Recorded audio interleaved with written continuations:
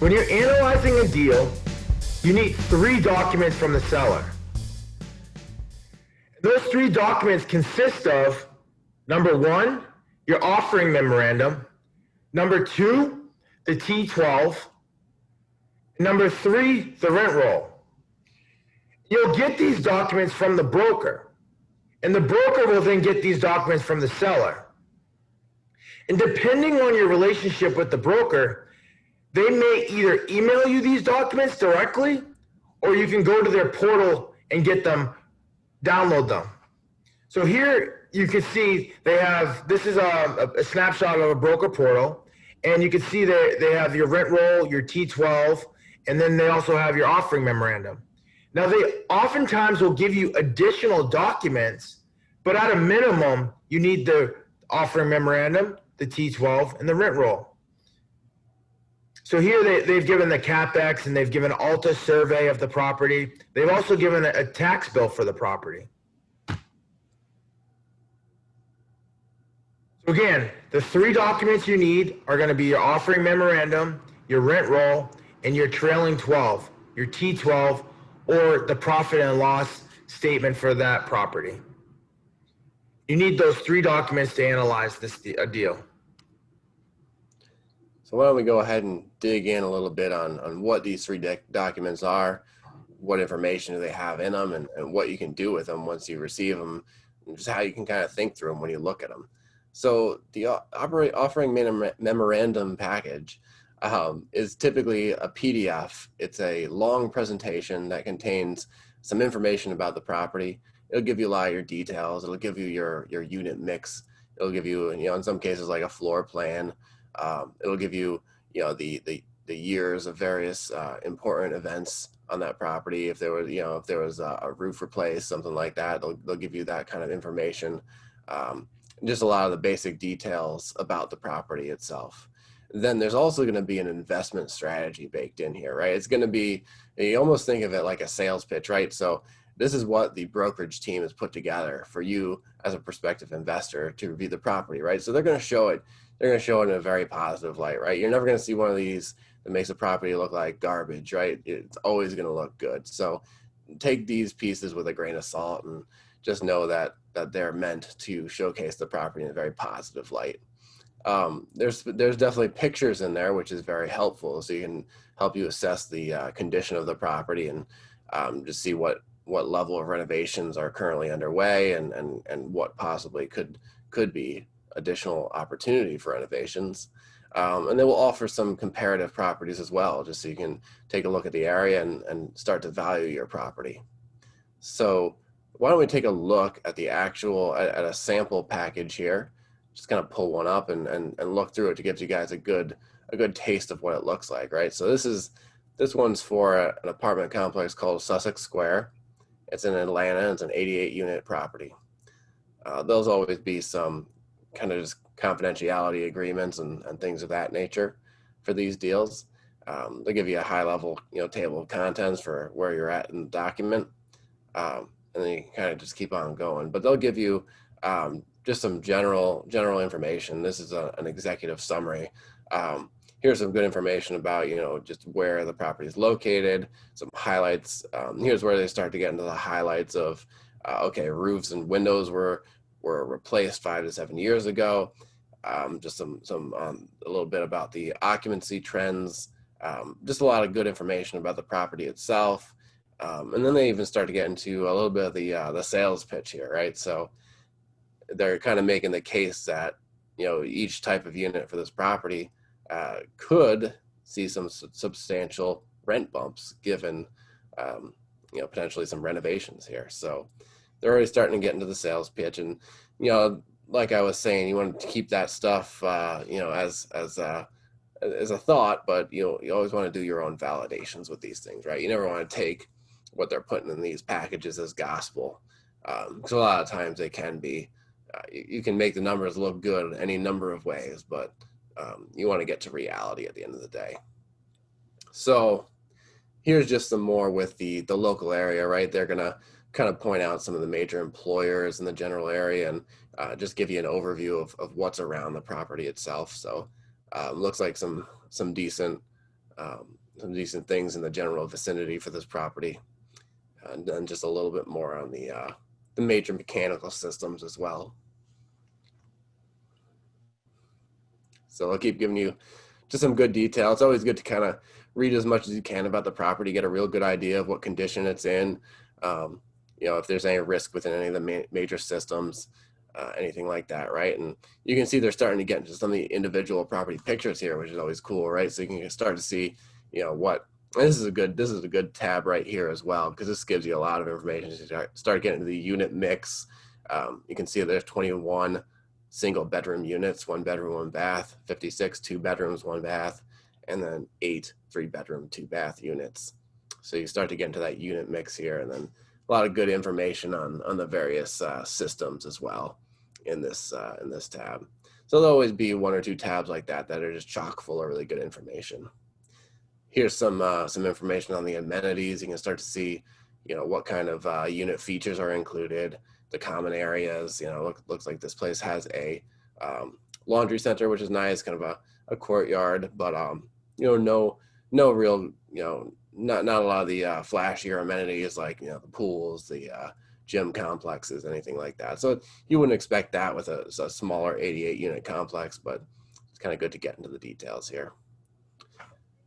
And here's some more good pictures, right? So these are always good resources just to kind of think through, how the property, what level of renovations are going on in the property, and start to look for opportunity, right? So a lot of those pictures look pretty aged, right? A lot of those fixtures, the flooring, the walls, definitely some room for opportunity within this property here. And here's the floor plans that I was talking about. Sometimes we'll chuck them in, sometimes they won't.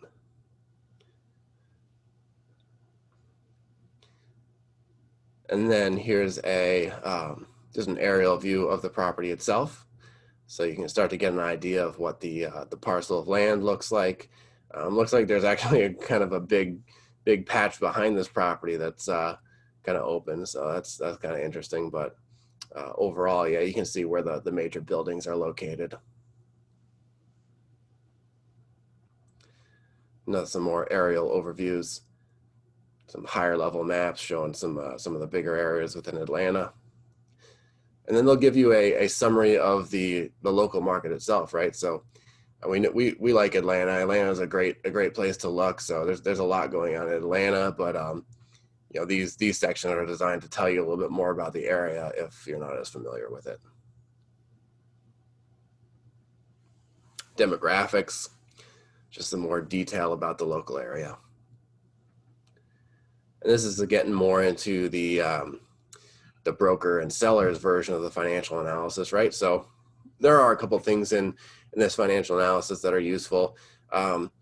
You can start to look at, some of the numbers. You can start to, just think through it as you're going through your own analysis and putting through the numbers into your own analyzer. You can compare them versus these numbers just to see, what the sellers are thinking and kind of view things from their perspective. Sometimes they've got some information on the tax rates, and we'll see if they do in this package when we get there. But there's a couple of things that could help you more quickly enter information into a first pass of an analysis. Yeah, so here's some information on their version of the financial analysis. You can see they're kind of looking at some sensitivity analysis at a cap rate between 6 and 7%. So that's kind of the range they're thinking about in terms of property valuation. Here's a little bit of a unit mix analysis. And then they get into their pro forma, where they'll actually have a projected performance for this property. Here's just some more information. So in their pro forma, they'll detail out some of the assumptions that they used. Once again, this is kind of cool just to kind of get another perspective on the property, but the most important perspective is the one that you're going to put together when you're putting your own analysis in. Sometimes they do get into the taxes, which is kind of helpful if you're not as familiar with the area. So right here, you can kind of see how taxes are calculated in Atlanta, right? You'll take 40% of the market value and then apply your millage rate, right? So that 40% of market value thing is a little bit more specific to Atlanta and Georgia. Every state does calculate property taxes differently. And this is just kind of a cool way where you can go and just see a little bit more quickly versus doing a bunch of research, just how the property taxes are calculated in this area. At the end of the day, you're going to want to do your own analysis and talk to the real assessors before you go out and buy a property. But for the first pass, for a quick analysis, using these rates is not bad. And then just summary of collections, so you can kind of see how the property has been performing over time. And here's some more projections. And yeah, they'll get into comparable sales, right? So they're looking at, comparable units and taking a look at what those units sold for, kind of getting an average price per unit. So all part of the financial analysis, showing where some of those sales comparables were. Interesting that a lot of them are pretty far away from the target property. Here's part of the rental market analysis, right? So they will put together a rental market analysis just for your review, and they'll probably have some comparable properties in it.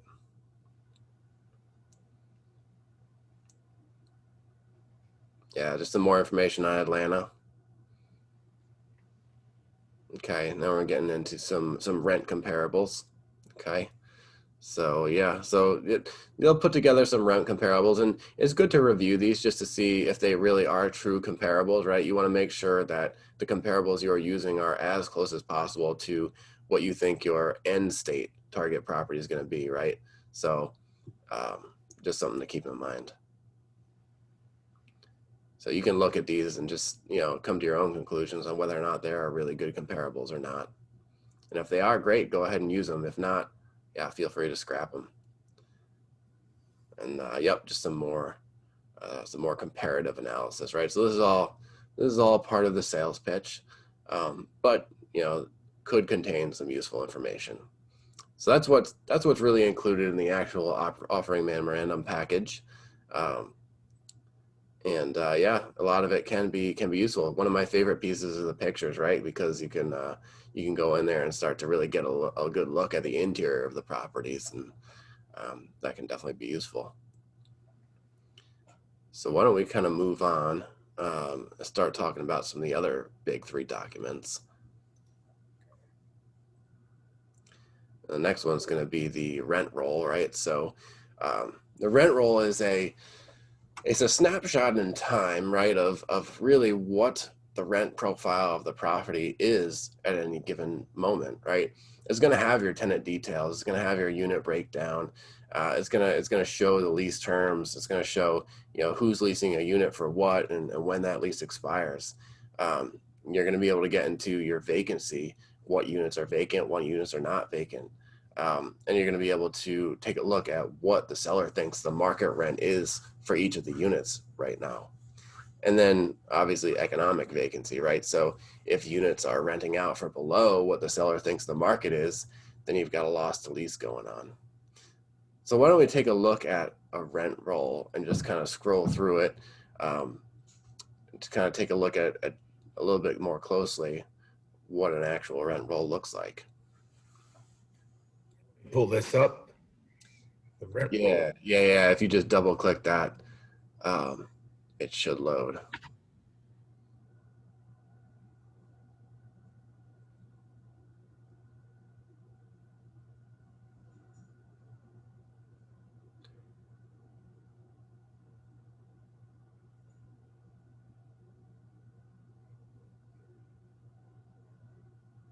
You see my screen share? Nope. How about now? Yep, we got it. So like we were saying, right, this is a detailed list of every single unit, who's leasing that unit and what they're leasing it for, right? So if we just looked at one example, apartment unit 101A, It is a 1-bedroom, 1-bathroom unit, 744 square feet. It is occupied right now. The market rent, per what the seller thinks the market rent is $600 a month. And this one's actually rented out for $605, right? So that's actually over market. So they're doing a little bit better there. And then there's some water income and other things, but you can also see when the lease expires, right? May 31st, 2020. So this was an older deal that we were looking at back in 2019. And then you can see what the terms of the leases are, and just really all the information about each unit. But it's important to keep in mind that this is just a snapshot in time, right? So this is as of July 22nd, 2019, right? So this is that day what the system had. But this is good information, right? You can start to see what the unit mix and breakdown is, what units are showing up as occupied, what units are showing up as vacant.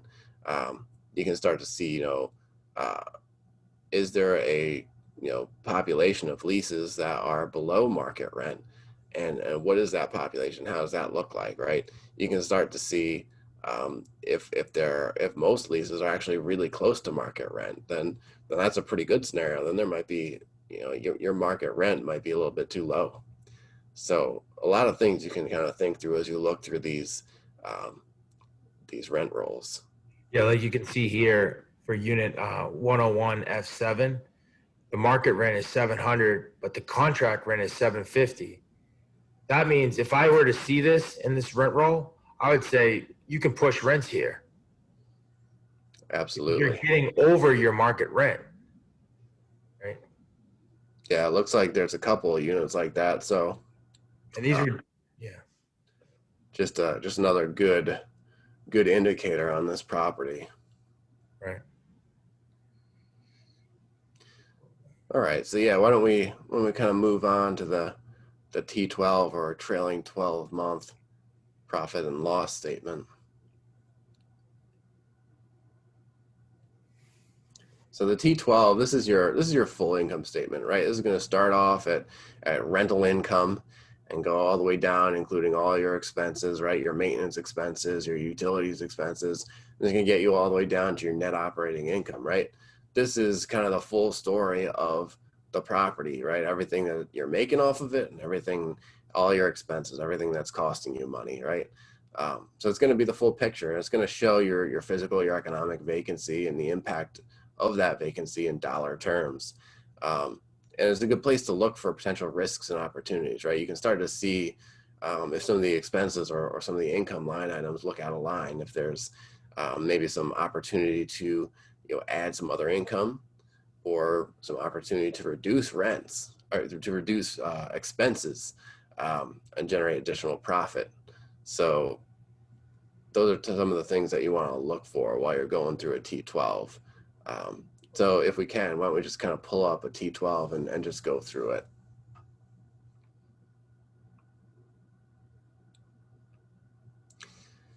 And this is, you're just going on it's always good to kind of just think through each line item, right? If you're doing a deeper analysis, right, you're going to want to really go through the lines and then think through whether or not these dollars make sense for the market you're in and for the property you're looking at.